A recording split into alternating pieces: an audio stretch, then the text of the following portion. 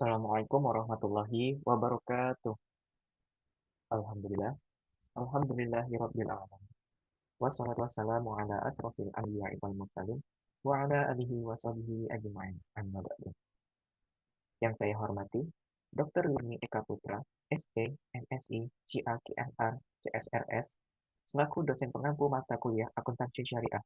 Perkenalkan, saya Ramadan Rizky Pratama dengan NIM D1C021171 akan mempresentasikan materi akuntansi syariah terkait makna Islam, dasar-dasar ajaran Islam, hukum Islam, klasifikasi hukum Islam, sasaran hukum Islam, dan tujuan syariah.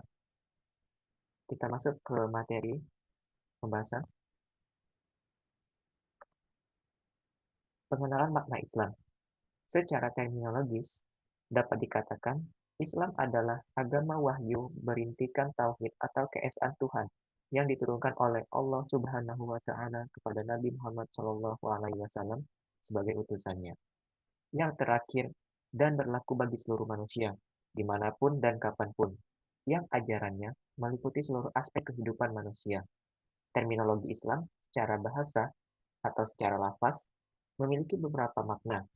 Makna-makna tersebut ada kaitannya dengan sumber kata dari Islam itu sendiri. Islam terdiri dari huruf dasar dalam bahasa Arab, sin, lam, dan mim. Beberapa kata dalam bahasa Arab yang memiliki huruf dasar yang sama dengan Islam memiliki kaitan makna dengan Islam. Dari situlah kita bisa mengetahui makna Islam secara bahasa. Jadi, makna-makna Islam secara bahasa antara lain al-istislam, artinya berserah diri, as-salamah yang berarti suci, bersih, as-salam yang berarti selamat dan sejahtera, as-silmu yang berarti perdamaian, as-sulam yang berarti tangga, bertahap, atau tadarruj. Dasar-dasar ajaran Islam. Pengertian akidah dan keimanan. Pengertian akidah dari segi terminologi.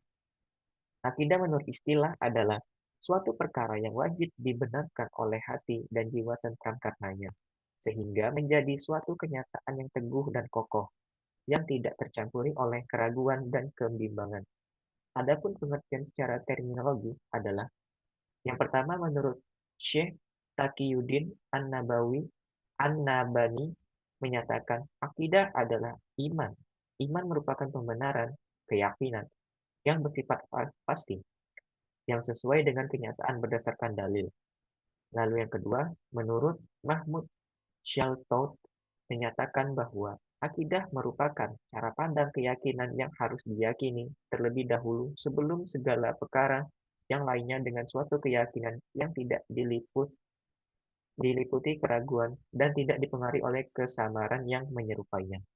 Lalu yang ketiga, menurut Muhammad Hussein Abdullah menyatakan akidah adalah pemikiran yang menyentuh tentang alam, manusia, kehidupan, serta hubungan semuanya dengan sebelum kehidupan, yaitu Sang Pencipta, dan setelah kehidupan hari kiamat, serta tentang hubungan semuanya dengan sebelum dan setelah kehidupan, syariat dan hisab. Menurut Abu Bakar Jabir Al-Jazairi, akidah adalah sejumlah kebenaran yang dapat diterima secara umum oleh manusia berdasarkan akal, wahyu, dan fitrah.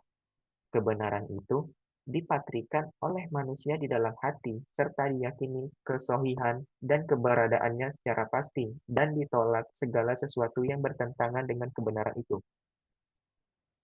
Untuk lebih memahami definisi di atas, kita perlu mengemukakan beberapa catatan tambahan sebagai berikut. Yang pertama, ilmu terbagi dua. Yang pertama, ilmu daruri. Ilmu doruri, yaitu ilmu yang dihasilkan oleh indera dan tidak memerlukan dalil. Misalnya, apabila kita melihat tali di hadapan mata, kita tidak memerlukan lagi dalil atau bukti bahwa benda itu ada. Kedua adalah ilmu nazori, yaitu ilmu yang memerlukan dalil atau pembuktian. Yang kedua, setiap manusia mempunyai sifat untuk mengakui kebenaran Tuhan. Indra untuk mencari kebenaran akal untuk menguji kebenaran, dan membutuhkan wahyu untuk menjadi pedoman menentukan mana yang benar dan mana yang tidak tentang Tuhan. Muasalnya, setiap manusia memiliki fitrah bertuhan. Dengan indera dan akal dia bisa membuktikan adanya Tuhan. Tetapi hanya wahyulah yang menunjukkan kepadanya siapa Tuhan yang sebenarnya. Yang ketiga, keyakinan tidak bisa dicampur adukkan dengan keraguan. Sebelum seseorang mencapai tingkat percaya diri, ia akan mengalami beberapa tahapan. Yang pertama yaitu tahapan syak, yang artinya sama kuat antara membenarkan sesuatu atau menolaknya. Yang kedua itu dzon. Salah satu lebih kuat sedikit dari yang lainnya karena ada dalil yang menguatkannya. Yang ketiga yaitu ghalabatu al-zan, cenderung labil, cenderung lebih menguatkan salah satu karena sudah meyakini dalil kebenarannya. Keyakinan yang sudah sampai ke tingkat ilmu inilah yang disebut dengan akidah. Yang keempat, akidah harus mendatangkan ketentraman jiwa. Artinya, lahirnya seorang bisa saja pura-pura meyakini sesuatu. Akan tetapi, hal itu tidak akan mendatangkan ketenangan jiwa, karena dia harus melaksanakan sesuatu yang berlawanan dengan keyakinannya. Yang kelima, bila seseorang sudah meyakini suatu kebenaran, dia harus menolak segala sesuatu yang bertentangan dengan kebenaran itu.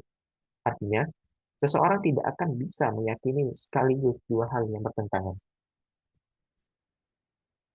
Ruang lingkup pembahasan akidah.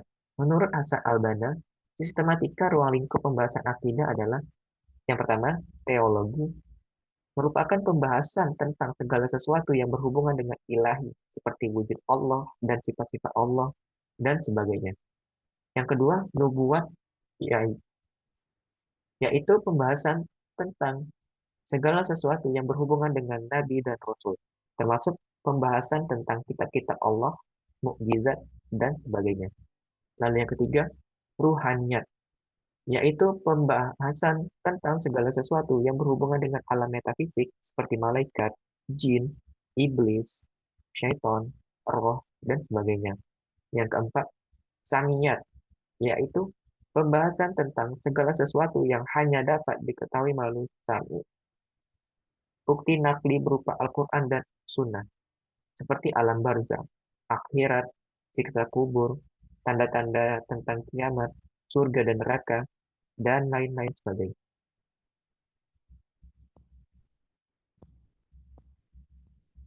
Hukum Islam.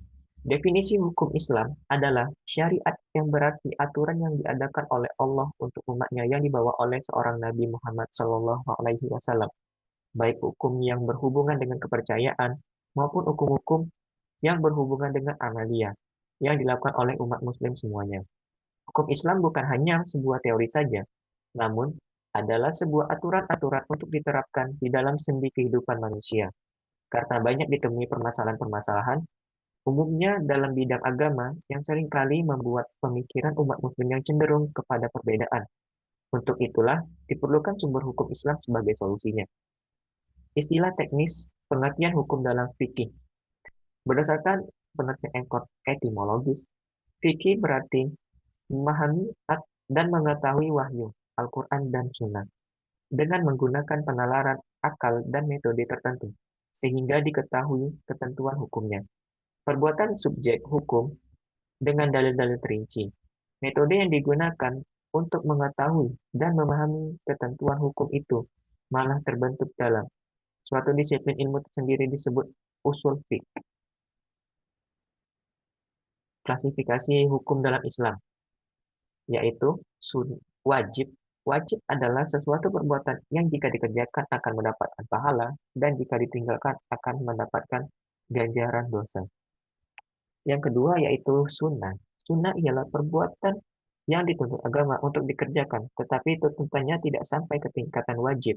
Atau sederhananya, perbuatan yang jika dikerjakan akan mendapatkan pahala dan jika ditinggalkan tidak akan mendapatkan siksaan atau mendapatkan neraka. Lalu yang ketiga, haram. Haram adalah sesuatu perbuatan yang jika dikerjakan pasti akan mendapatkan siksaan dan jika ditinggalkan akan mendapatkan pahala. Yang jika dikerjakan pasti mendapat siksaan dan jika ditinggalkan dan jika dikerjakan akan mendapatkan pahala.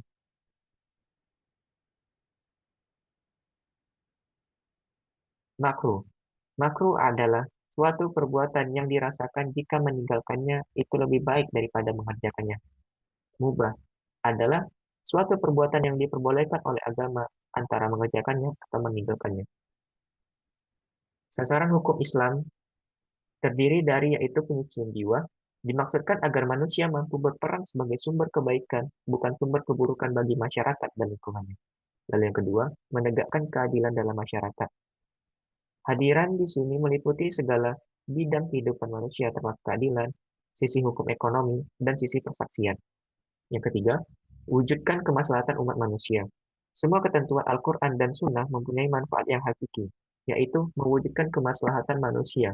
Dan karena Al-Quran berasal dari Allah yang sangat mengetahui tabiat dan keinginan manusia, dan As-Sunnah dari Rasul yang mendapat bimbingan dari Allah Subhanahu wa Ta'ala. Tujuan dari syariat Islam adalah menyelamatkan manusia, baik sebagai individu, kelompok, serta bangsa negara agar selamat dari kesesatan dan kerugian. Perjuangan Islam dalam bentuk gerakan berarti melakukan upaya keras bersama untuk menyebarluaskan ajaran Islam secara utuh atau kafah agar dipeluk oleh manusia dan dipraktekkan dalam kehidupan bermasyarakat untuk kebaikan nasib individu dan masyarakat itu sendiri. Penyebaran penegakan ajaran Islam terhadap sasaran individu atau pribadi bertujuan untuk menyelamatkan orang tersebut agar sebagai manusia dia bisa selamat di dunia maupun di akhirat. Sekian yang dapat saya sampaikan. Terima kasih atas perhatiannya. Saya akhiri. Wassalamualaikum warahmatullahi wabarakatuh.